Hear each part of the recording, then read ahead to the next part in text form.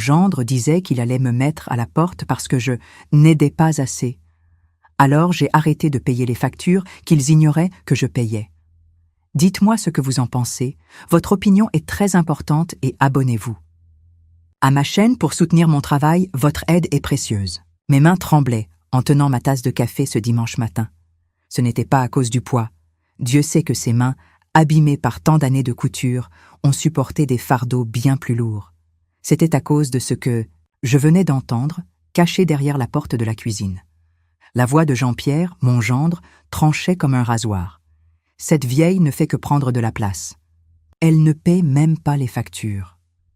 J'ai avalé ma salive, sentant le café devenir amer dans ma bouche. S'il savait que chaque facture d'électricité, chaque facture d'eau, chaque taxe foncière de cette maison sortait de l'argent que je gagnais en cousant. Mais non, je ne l'ai jamais dit. Pas même à ma Chloé, ma fille unique, qui baissait les yeux chaque fois que son mari faisait une remarque méchante à mon sujet. J'ai regardé mes mains, marquées par 67 ans de travail. Chaque ligne était une histoire, chaque callosité une victoire. Depuis que je suis seule, après le décès de mon mari il y a 15 ans, ce sont ses mains qui ont construit cette maison, pierre par pierre. Ce sont elles qui ont élevé ma Chloé, qui est maintenant professeure. Et ce sont elles qui raccommodent encore les vêtements de tout le voisinage, rapportant l'argent qui, sans que personne ne le sache, maintient ce toit au-dessus de nos têtes. Mais pour Jean-Pierre, avocat qui n'a jamais gagné une affaire importante, mes mains ne sont que des mains de vieille. Il ne rate jamais une occasion de plaisanter quand il me voit coudre. Alors, mamie Suzanne, attention à ne pas vous piquer. Le doigt. À votre âge, une petite blessure peut être dangereuse, dit-il avec ce sourire hypocrite. Le pire, c'est de voir mon petit-fils, Mathieu, 14 ans, commencer à imiter son père. L'autre jour, quand je lui ai demandé de m'aider à porter un tissu lourd, il m'a répondu « Oh, mamie, arrête de faire ta comédie. Vous vous débrouillez toujours. » Mon cœur s'est serré. Non pas à cause du poids du tissu, mais de voir mon propre petit-fils se transformer en cet homme froid que son père est. Béatrice, la sœur de Jean-Pierre, est une autre qui ne rate jamais une occasion de me rabaisser. « Oh là là, mamie Suzanne utilise encore cette vieille machine à coudre? Elle doit dater de l'époque de Louis-Philippe, » ironise-t-elle quand elle vient nous rendre visite. Cette machine était un cadeau de ma mère, qui est partie il y a si longtemps. Chaque point que je fais avec elle est chargé d'un souvenir, d'une nostalgie. Ce matin-là, après avoir entendu la conversation de Jean-Pierre, je suis allée dans ma chambre et j'ai ouvert le tiroir de la commode. Là, il y avait la boîte à chaussures où je range tous les justificatifs. Électricité, eau, taxes foncières, tout payé religieusement avec l'argent de mes coutures. 8 ans à payer les factures en silence, depuis que Chloé s'est mariée avec lui. Je me suis assise sur le bord du lit, ce même lit que j'ai apporté de mon ancienne maison, quand je suis venue vivre ici pour aider avec Mathieu. À l'époque, Jean-Pierre avait dit que c'était un service temporaire, jusqu'à ce qu'il s'installe. Mais comment aurais-je pu laisser ma fille seule? Chloé a toujours été très gentille, studieuse, dévouée à sa salle de classe où elle enseigne, mais trop naïve pour voir la manipulation de son mari. Je me suis souvenue du jour de leur mariage. J'avais doucement suggéré qu'il serait peut-être préférable d'attendre, de mieux connaître la famille. Mais Chloé était enchantée par l'avocat, comme elle l'appelait. Elle savait à peine que son cabinet avait à peine des clients, que les affaires qu'il acceptait étaient toujours les plus simples, qu'il vivait d'apparence. J'ai pris ma machine à coudre, cadeau de ma mère, et j'ai commencé à travailler. Le bruit rythmé a toujours apaisé mon cœur.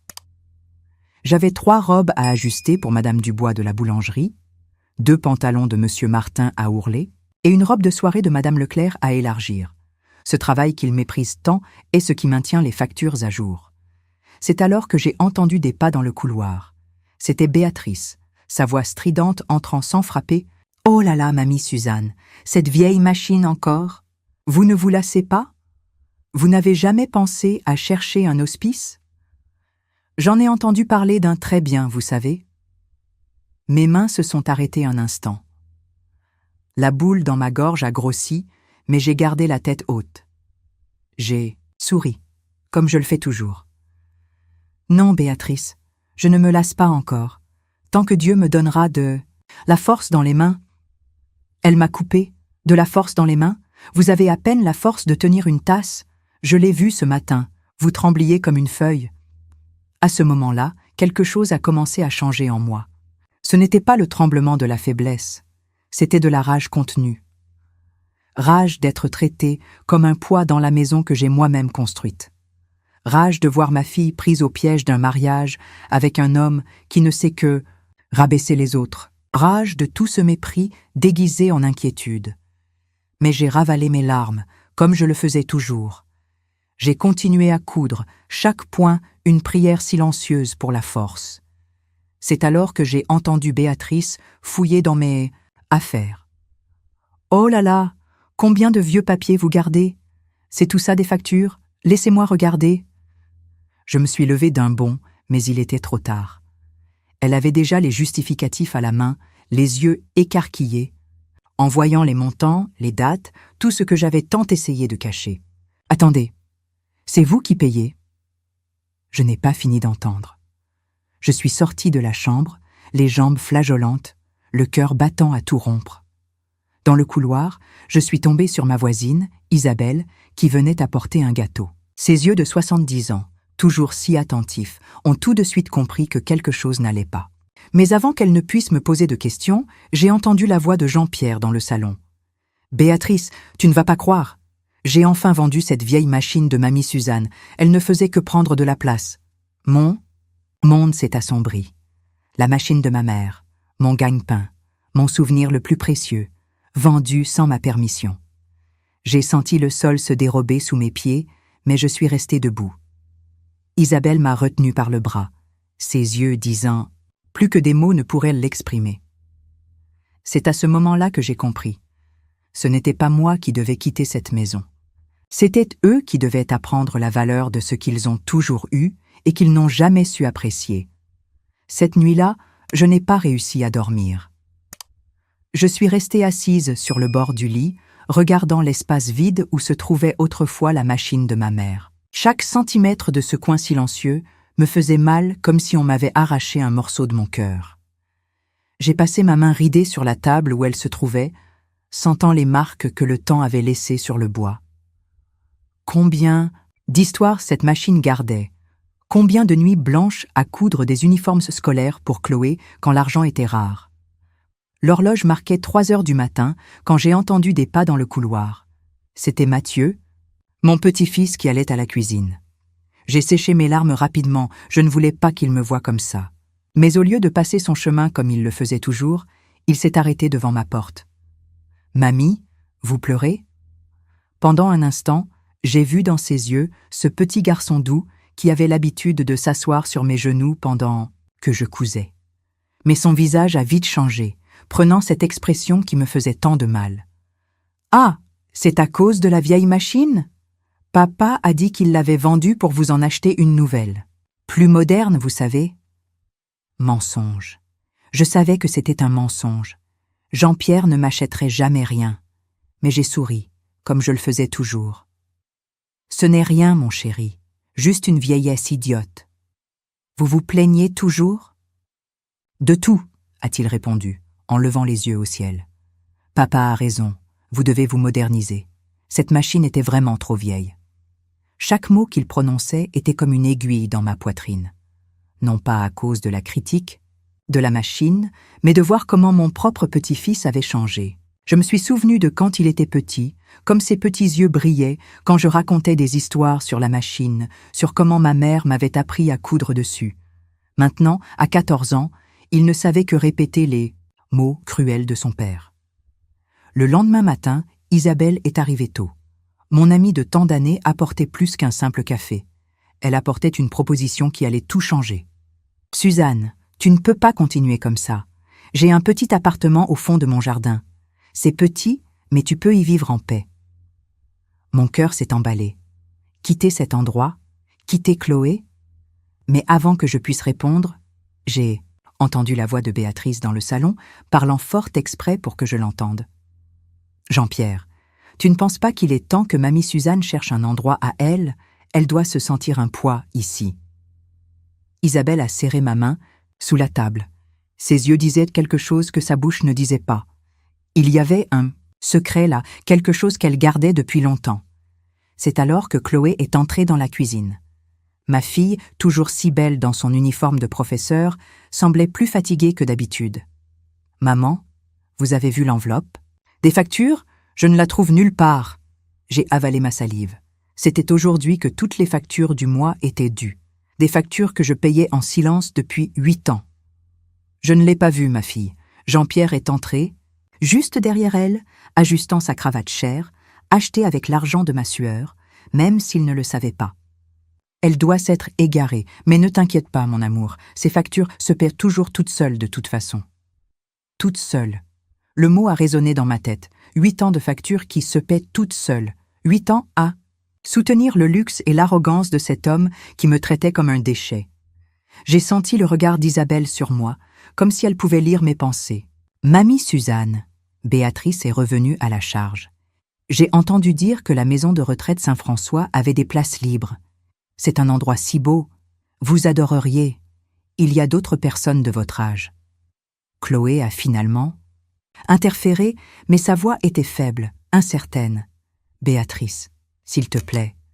Je ne pense qu'à son bien, ma chérie. Votre mère a besoin de soins spéciaux. Regardez comme elle tremble pour tenir une tasse. » Trembler, je tremblais. Mais pas de faiblesse, de rage contenue. J'ai regardé mes mains, ces mains qui ont élevé une fille seule, qui ont construit une maison, qui payaient des factures, dont ils ignoraient même l'existence. Ces mains qui, à ce moment-là, tenaient le dernier justificatif de paiement sous la nappe. Isabelle a raclé sa gorge, attirant mon attention. « Suzanne, à propos de cet appartement, c'est petit, mais il y a un balcon super pour mettre vos plantes. Et le plus important, il y a de la place pour une bonne machine à coudre. » J'ai vu le visage de Jean-Pierre se tordre en un sourire ironique. « Machine à coudre ? Mais j'ai déjà résolu ce problème. J'ai vendu cette vieille ferraille hier. C'était un danger, ça pouvait blesser quelqu'un. » C'est alors que quelque chose a explosé en moi. Quelque chose que je gardais depuis 8 ans. Je me suis levée lentement, mes mains ne tremblaient plus. J'ai pris mon vieux sac à main, celui que Béatrice critiquait tant, et j'en ai sorti tous les justificatifs de paiement. 8 ans de facture, 8 ans de silence, 8 ans à soutenir l'orgueil de cet homme. Mais avant que je puisse dire quoi que ce soit, Jean-Pierre a pris les papiers de ma main. « Qu'est-ce que c'est ? Vous gardez de vieilles ordures maintenant ?» Isabelle s'est levée, et pour la première fois, j'ai vu une lueur différente dans ses yeux.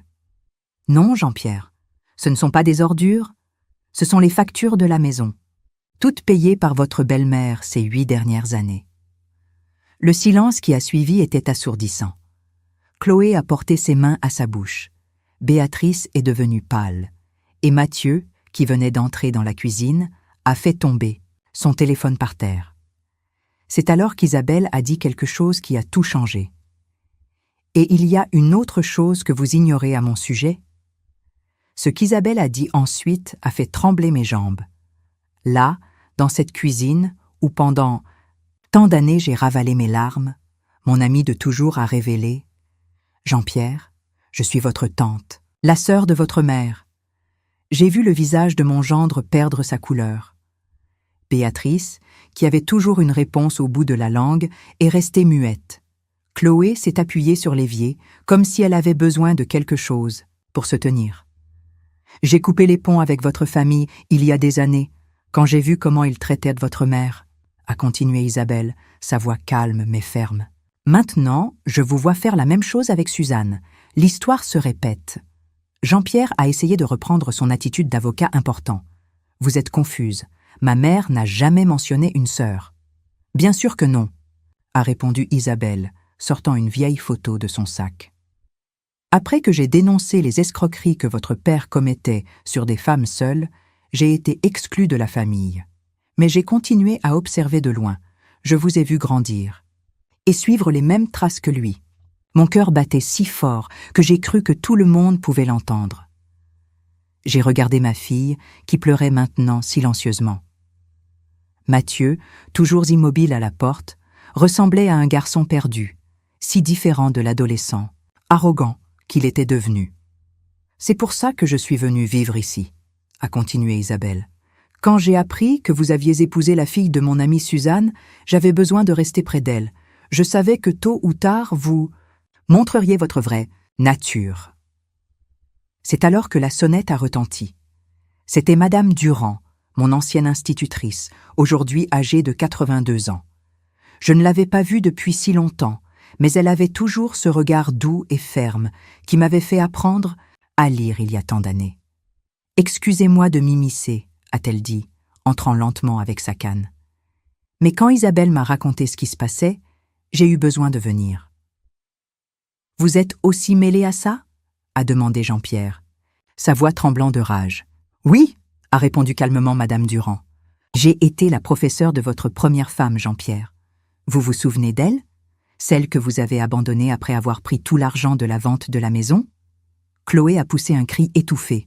« Première femme ?» J'ai vu ma fille chanceler et j'ai couru la soutenir. Pour la première fois depuis des années, elle ne s'est pas éloignée de mon étreinte. J'ai senti ses larmes mouiller mon épaule, comme quand elle était petite et qu'elle faisait des cauchemars. « Maman, a-t-elle sangloté, pourquoi vous ne m'avez jamais dit que vous payiez les factures ?» J'ai caressé ses cheveux, ces mêmes cheveux que j'ai tant de fois attachés avec des rubans que je cousais moi-même. « Parce que tu étais heureuse, ma fille, ou du moins je le pensais. » C'est alors que j'ai remarqué quelque chose de différent chez Mathieu.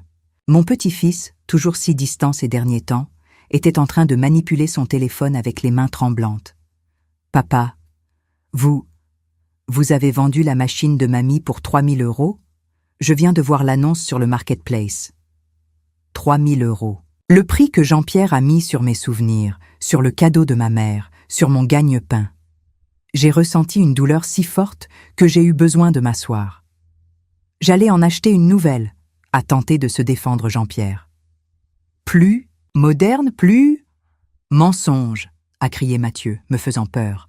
Vous avez viré l'argent sur votre compte hier. C'est ici, sur l'extrait de compte que mamie a partagé avec moi, mamie. Tout le monde s'est tourné vers moi, surpris. J'ai partagé l'application avec lui quand il a commencé à m'aider avec les courses. Ai-je expliqué à voix basse. J'ai pensé qu'il était temps qu'il apprenne la responsabilité financière.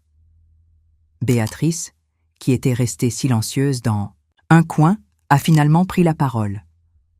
Alors c'est mamie Suzanne qui a payé ma chirurgie esthétique?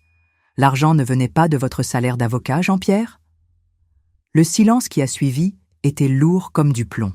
Jean-Pierre passait ses mains dans ses cheveux, désespéré, cherchant une issue, mais il n'y avait plus de mensonges qui pouvaient le sauver. « Il y a plus » dit Isabelle, posant une autre enveloppe sur la table. « Voici le reçu de toutes les fois où vous avez emprunté de l'argent à des usuriers en utilisant le nom de votre belle-mère comme garantie. » Chloé se leva d'un bond. « Quoi? Maman, vous étiez au courant ?» J'ai secoué la tête, sentant le monde tourner. « Non, ma fille, ça je ne le savais pas. » C'est alors que Madame Durand s'est approchée de moi, prenant mes mains abîmées entre les siennes. « Suzanne, tu te souviens quand tu étais mon élève? Tu te souviens de ce que je disais toujours à propos des fourmis et des cigales? Ce souvenir ancien a fait monter les larmes à mes yeux. Que pendant que les cigales chantent, les fourmis travaillent en silence. Et quand l'hiver arrive, les fourmis survivent, a-t-elle complété, en souriant. Tu as toujours été une fourmi, ma chère. Travaillant, épargnant, prenant soin. Maintenant, l'hiver est arrivé pour les cigales. Comme pour confirmer ces paroles, j'ai entendu un bruit à la porte. C'était le facteur, apportant d'autres factures et une lettre de la banque. Jean-Pierre a couru pour les prendre, mais Mathieu a été plus rapide. « Papa, » dit mon petit-fils, la voix étranglée. « La banque saisit la maison. Les mensualités n'ont pas été payées depuis 3 mois. 3 mois. Exactement le temps pendant lequel j'avais cessé de payer les factures en silence. Exactement le temps qu'il a fallu pour que le masque de Jean-Pierre commence à tomber. Mais il y avait autre chose ce matin-là, quelque chose que personne n'attendait. Madame Durand n'était pas venue seule. Derrière Madame Durand, debout à la porte de la cuisine, se tenait une femme qui devait avoir une 40aine d'années. Ses yeux rouges dénonçaient qu'elle avait beaucoup pleuré. Jean-Pierre, en la voyant, est devenu blanc comme un linge. « Sophie » a-t-il murmuré, titubant en arrière. Oui, Jean-Pierre, a répondu la femme, sa voix tremblante mais ferme. Votre première femme. Celle que vous avez abandonnée, il y a 10 ans, après avoir pris tout l'argent de la vente de la maison qui appartenait à ma famille. Chloé a lâché ma main et s'est appuyée sur l'évier, comme si ses jambes ne pouvaient plus supporter son propre poids. Mathieu, mon petit-fils, regardait Sophie puis son père, ses yeux écarquillés essayant de comprendre tout cela. « Je suis venue », a continué Sophie, « parce que quand j'ai appris que vous faisiez la même chose avec une autre famille, je n'ai pas pu rester silencieuse. Je ne pouvais pas laisser une autre femme vivre ce que j'ai vécu. » À ce moment-là, j'ai senti quelque chose de différent dans l'air. Ce n'était plus seulement ma douleur, c'était la douleur de nous toutes, les femmes que cet homme avait manipulées et utilisées au fil des années. « Le pire, » a dit Sophie, se tournant vers moi, « c'est qu'il fait toujours la même chose. D'abord, il choisit des femmes gentilles, travailleuses. Ensuite, il mine notre estime de soi, nous faisant sentir comme un poids. Et à la fin, quand il obtient ce qu'il veut, il disparaît. » Béatrice, qui était dans un coin, a commencé à sangloter. « Alors c'est pour ça que tu changeais toujours de ville, frère? Ce n'était pas à cause des opportunités de travail ?» C'est alors qu'Isabelle a sorti une autre enveloppe de son sac. « Non, Béatrice. C'était pour fuir les procès. Voici la liste de toutes les actions en justice qui existent contre ton frère. 5 femmes différentes, dans 5 villes différentes. Toutes avec la même histoire. » J'ai regardé mes mains, ces mêmes mains qui pendant si longtemps ont payé les factures de cette maison en silence. Combien d'autres femmes, avec des mains aussi abîmées que les miennes, auraient soutenu les mensonges de cet homme? « Maman », a murmuré Chloé, s'approchant de moi avec des larmes aux yeux. « Pardonne-moi. J'aurais dû m'en rendre compte. J'aurais dû vous défendre. » Avant que je puisse répondre, j'ai entendu une voiture s'arrêter devant la maison. Par la fenêtre de la cuisine, j'ai vu 3 personnes descendre, un huissier de justice et 2 policiers. « Non !» a murmuré Jean-Pierre, cherchant une issue, mais il n'y avait nulle part où fuir. L'huissier est entré et a commencé à lire un document. « Monsieur Jean-Pierre Dubois, vous êtes mis en demeure pour exercice illégal de la profession d'avocat. Il a été constaté que votre inscription au barreau a été annulée il y a 5 ans. » C'était comme si une bombe avait explosé dans la cuisine. Chloé s'est assise sur une chaise, Béatrice a commencé à crier sur son frère, et Mathieu, mon petit-fils, a finalement laissé couler ses larmes. « Mamie, il est venu vers moi, redevenant ce petit garçon que j'aimais tant. Vous aviez raison. Vous avez toujours eu raison.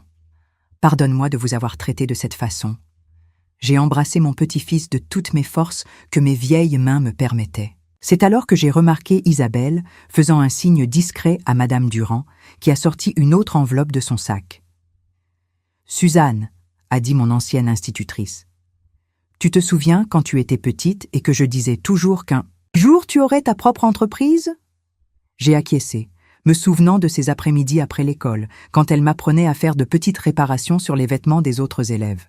« Eh bien, » a-t-elle continué, ouvrant l'enveloppe, « voici l'acte de propriété du petit atelier qui appartenait à ma sœur. Il est fermé depuis 5 ans, depuis qu'elle est décédée, et je veux qu'il soit à toi. » Mes mains ont tremblé en prenant le papier. Un atelier? Mon propre atelier. « C'est tout petit, » a poursuivi Madame Durand, « mais il y a 3 machines à coudre industrielle, et le meilleur, c'est juste à côté de l'appartement d'Isabelle où tu vas habiter. » C'est alors que j'ai compris, pendant que Jean-Pierre détruisait, ces femmes, Isabelle, Madame Durand, même Sophie, construisaient un réseau de protection autour de moi. « Mais il y a encore autre chose, » a dit Isabelle, regardant Jean-Pierre. Avec sérieux. « Quelque chose qui va tout changer. » L'huissier de justice, qui était toujours dans la cuisine, a fait un pas en avant. Dans ses mains, il y avait un autre document. Et à la façon dont Jean-Pierre a pâli encore plus en le voyant, j'ai compris que la matinée réservait encore d'autres surprises. À ce moment-là, en regardant toutes ces femmes fortes autour de moi, ma fille qui ouvrait enfin les yeux, mon petit-fils qui redevenait ce garçon doux que je connaissais, j'ai senti quelque chose de différent grandir à l'intérieur de ma poitrine. Ce n'était plus de la peur, ce n'était plus de la tristesse, c'était de la force. la même force que j'ai toujours eue, mais qui pendant si longtemps est restée cachée sous des couches et des couches de silence. L'huissier a raclé sa gorge, se préparant à lire le dernier document. Et ce qu'il a dit ensuite allait changer non seulement ma vie, mais celle de tous ceux qui étaient dans cette cuisine. L'huissier de justice a pris une profonde inspiration avant de commencer à lire. Conformément à l'enquête de l'administration fiscale, il a été constaté que cette résidence, enregistrée au nom de M. Jean-Pierre Dubois, a été acquise avec des fonds provenant de Madame Suzanne Martin. Mon cœur s'est presque arrêté. Comment ça? Je n'avais jamais acheté de maison. Mais alors Isabelle s'est approchée, prenant ma main ridée entre les siennes. Suzanne, tu te souviens de tous ces papiers que tu as signés quand Jean-Pierre a dit que c'était pour régulariser ton séjour ici? Ce n'étaient pas des documents de logement, c'était l'achat de la maison. Il a utilisé ton nom et ton crédit propre pour financer le bien. Chloé s'est couvert le visage avec ses mains en sanglotant. Maman, alors la maison a toujours été à vous? C'est vous qui avez toujours tout payé? Il y a plus, a continué l'huissier. Les paiements des mensualités des 8 dernières années ont tous été effectués par le biais de versements provenant du compte de Madame Suzanne Martin, provenant de sa retraite et de ses travaux de couture. À ce moment-là, j'ai vu Jean-Pierre essayer de s'échapper par la porte de la cuisine, mais les policiers ont été plus rapides. Béatrice a crié quelque chose, mais je pouvais à peine entendre. Ma tête tournait avec tant de révélations. C'est alors que Sophie, la première femme, s'est approchée de moi. « Madame Martin, je sais exactement ce que vous ressentez. Il a fait la même chose avec moi. Mais vous avez quelque chose que je n'avais pas, des preuves, et plus important. Encore, vous avez un réseau de femmes fortes à vos côtés. » J'ai regardé autour de moi. C'était vrai. Elles étaient là. Isabelle, mon amie de tant d'années, qui en fait était la tante que Jean-Pierre a reniée. Madame Durand, mon ancienne institutrice, qui n'a jamais cessé de croire en moi. Sophie, qui a eu le courage de venir raconter son histoire pour sauver une autre famille. Et ma Chloé, qui ouvrait enfin les yeux. Mamie, s'est approché Mathieu, tenant quelque chose dans ses mains tremblantes. Regardez ce que j'ai trouvé dans la cave. C'était ma vieille machine à coudre. Papa ne l'a pas vendue. Je l'ai cachée quand je l'ai entendu dire qu'il allait la vendre. Je n'ai pas eu le courage de le laisser faire ça à vous. Les larmes ont embué ma vision. Mon petit-fils, mon garçon, ne s'était pas complètement perdu finalement. J'ai passé ma main dans ses cheveux, comme je le faisais quand il était petit. « Il y a encore une chose », a dit Madame Durand, sortant un autre papier de son sac. « Tu te souviens quand tu as commencé à mettre de l'argent de côté pour les études? De Mathieu, dès qu'il est né, je t'ai aidé à placer cet argent. Regarde combien il a rapporté. » Quand j'ai vu le montant, mes jambes ont flanché. C'était beaucoup plus que je n'imaginais. Tout cet argent que je mettais de côté, même quand j'avais à peine de quoi manger, s'était multiplié au fil des années.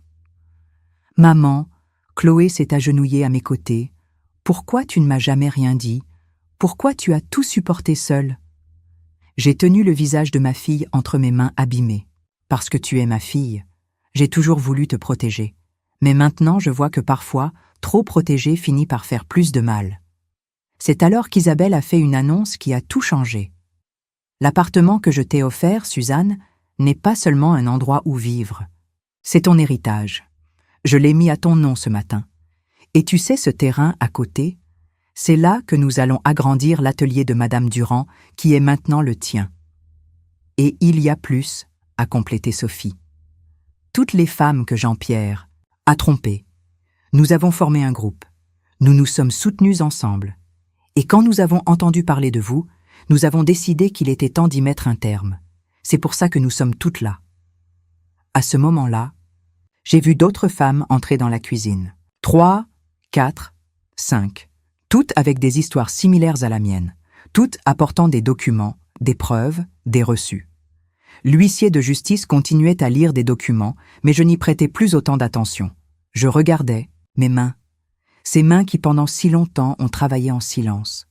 Ce n'étaient plus des mains de victimes, c'étaient des mains de survivantes. « Madame Martin », l'huissier s'est adressé à moi, « Vous êtes maintenant officiellement la propriétaire de cette maison. Et vous avez droit à une indemnisation pour toutes les sommes indûment perçues par Monsieur Dubois en utilisant votre nom. J'ai vu mon gendre être emmené par les policiers, Béatrice pleurant dans un coin.